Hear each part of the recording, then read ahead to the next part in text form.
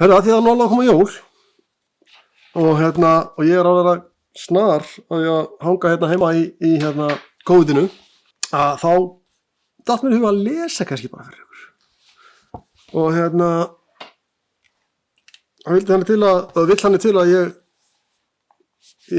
barði saman þessari bók fyrir rúma ári síðan. Og það voru nokkur sem keyptu hana síðustu jól, en nú er að koma aftur jól. Í hvort það tekið eftir í, það gerist ótrúlega hratt. Það er ennþá eitthvað til á þessari bók.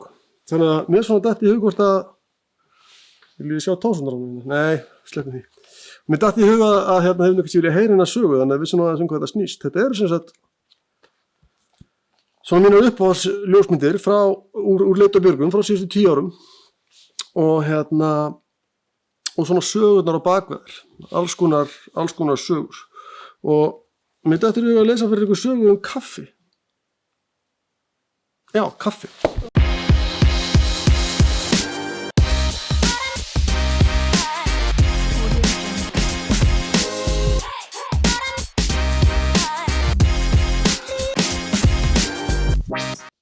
Allavega, hvar vorum við?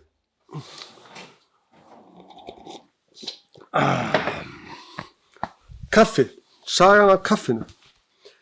Og það má við sjá. Kaffi. Kraftur kaffisopans. Þetta kaflinn. Hann á blaðsíðu 60.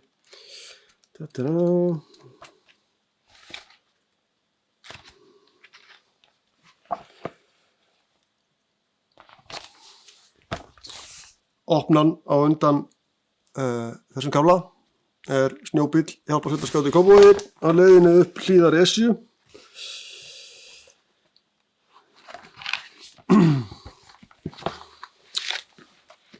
Og hef ég þá lesturinn. Kraftur kaffisopans. Get bara ekki sagt kaffisopa þannig að fá mig kaffisopa.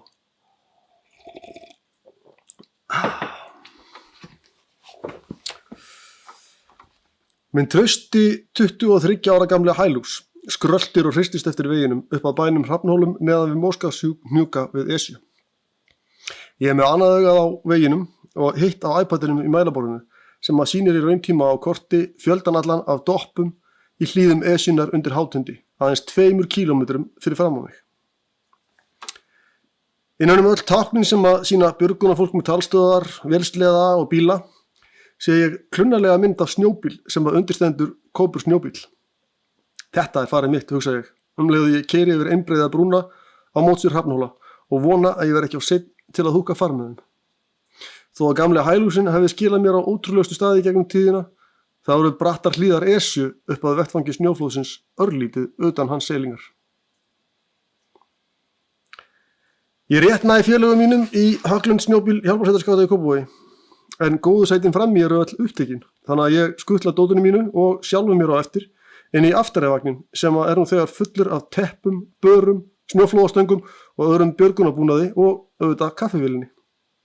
Hún er þarna á sínum stað, kyrfilega boltuð ofan í innréttinguna fremst í vagninum, eins og helgidómur. Hjarta þessa aldna björgunartækis. Þar sem við geysum upp hlíðina, eða hægt að tala að geysast upp hlíðina á Höglund, en alltaf leið.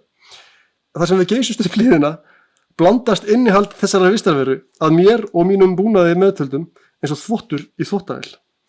Allt nema kaffivélin, hún er tryggilega föst. Það er eina sem passaði upp á að sé almennilega fast í þessum bíl. En þetta er skárra eða að minnsta kosti fljótlegra en að ganga upp í djúpum snjónum með allan vetrarbúnað ásamt myndaverabúnaði. Og svo veit ég að upp á toppi bílsins er rafstuð sérstaklega helguð þessari títtnefndu kaffivél. Og ég sé að það er nóg af kaffipókum í hillunni og reyndar fljótlega út allan bíl. Ég hugga mig við það. Þegar við eigum aðeins 300 metra ófarna á vettvang snjóflóðsins heyrum við í fjarskiptum að sá síðasti af 3 manna hópi sem að lenti í flóðinu væri fundinn.